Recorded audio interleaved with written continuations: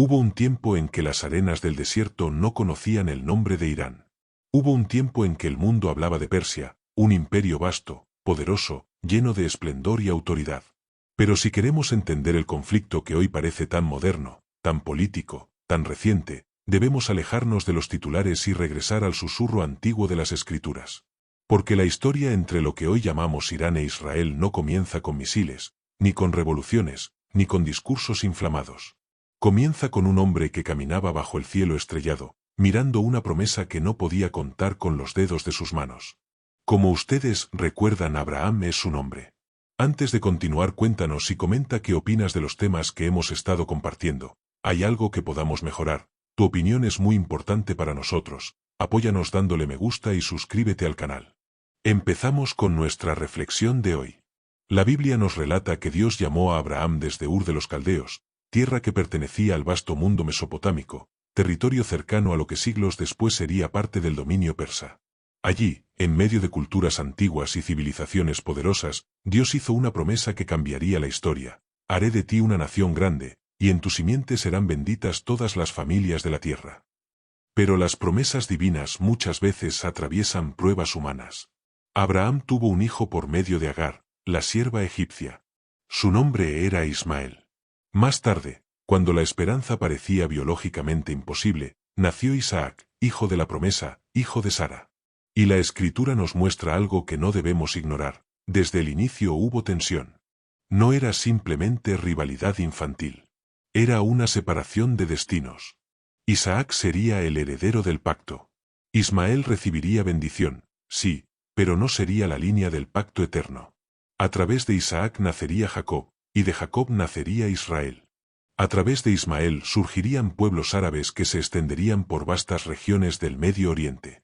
Muchos creyentes ven en esta separación antigua una raíz espiritual de tensiones posteriores.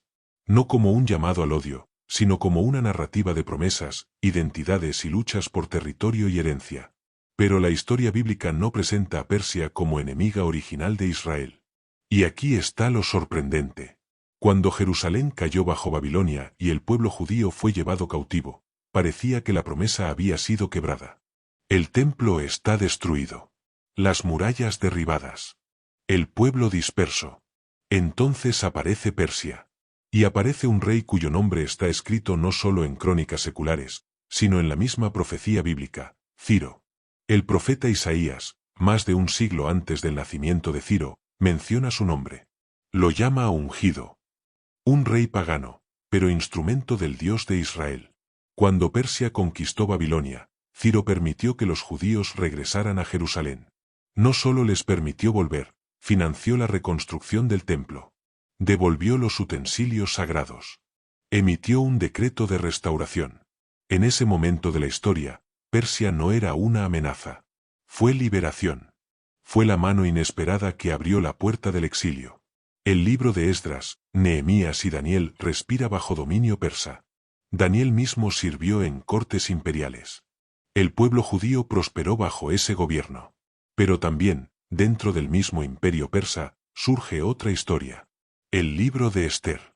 Allí vemos cómo, dentro de Persia, se levanta un hombre llamado Amán que planea el exterminio del pueblo judío. Un decreto firmado. Una fecha marcada. Un odio dirigido contra la identidad misma del pueblo. Sin embargo, no fue Persia como nación la que se levantó en odio, sino un hombre en posición de poder. Y Dios levantó a Ester. Persia fue escenario de amenaza, pero también de salvación. Este patrón es importante. En la Biblia, Persia nunca es presentada como enemiga eterna de Israel. Es presentada como imperio dentro del plan soberano de Dios. A veces instrumento de restauración, a veces escenario de prueba. Siglos pasaron. Los imperios cayeron. Grecia dominó. Roma se levantó.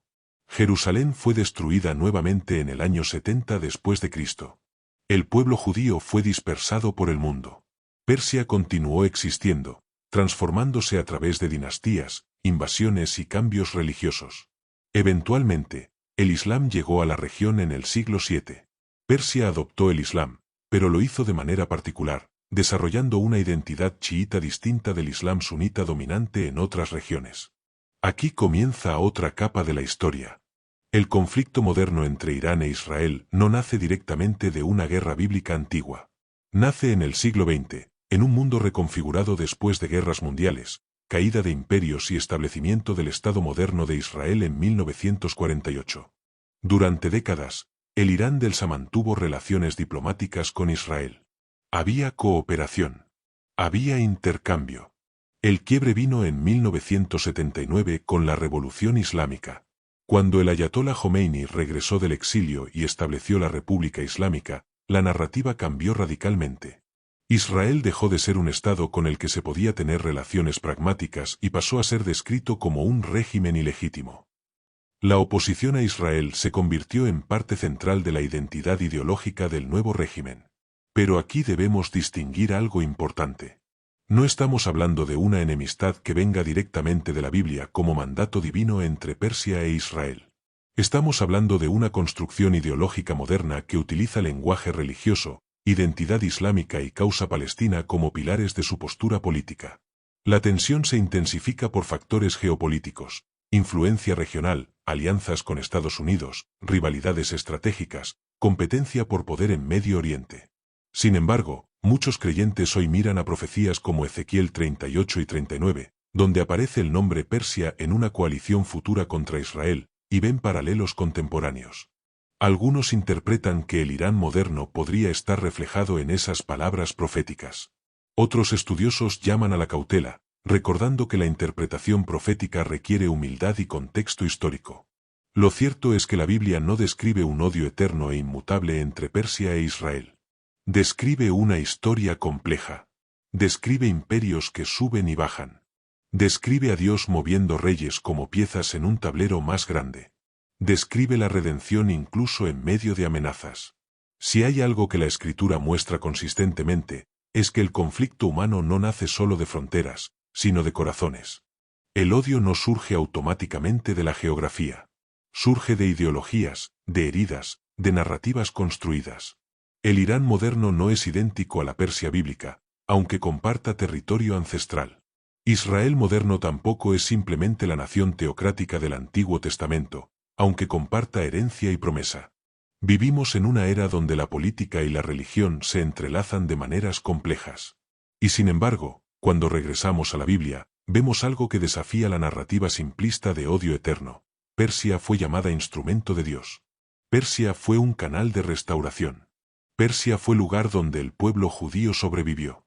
La Escritura no enseña que el destino final de las naciones esté determinado por enemistades perpetuas, sino por la soberanía divina. Quizás la pregunta no es cuándo comenzó el odio. Quizás la pregunta más profunda es cómo las promesas, las identidades y las ideologías han moldeado siglos de historia. Porque la Biblia no nos deja con desesperanza. Nos deja con una visión donde Dios reina sobre los imperios. Donde incluso reyes paganos pueden cumplir propósitos santos. Donde amenazas se convierten en liberación.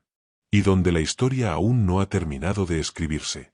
El Irán moderno es una nación compleja, con millones de personas que no necesariamente comparten la retórica política de sus líderes. Israel moderno también es una nación diversa, con tensiones internas, desafíos sociales y realidades políticas complicadas. Hoy vemos negociaciones nucleares que suben y bajan. Vemos sanciones económicas. Vemos alianzas regionales cambiantes. Vemos conflictos indirectos en Siria, en Líbano, en Gaza. Vemos ataques que algunos llaman limitados pero que tienen el potencial de escalar. Algunos observadores hablan de una posible confrontación directa mayor entre Irán e Israel. Otros creen que ambos lados saben que una guerra abierta sería devastadora para toda la región. Mientras tanto, el mundo observa. Y el creyente vuelve a las Escrituras. Pero debemos tener cuidado. La Biblia no nos llama a especular con miedo, sino a discernir con humildad. Jesús mismo dijo que nadie sabe el día ni la hora sino el Padre que está en el cielo. Las profecías no fueron dadas para alimentar ansiedad, sino para fortalecer la fe.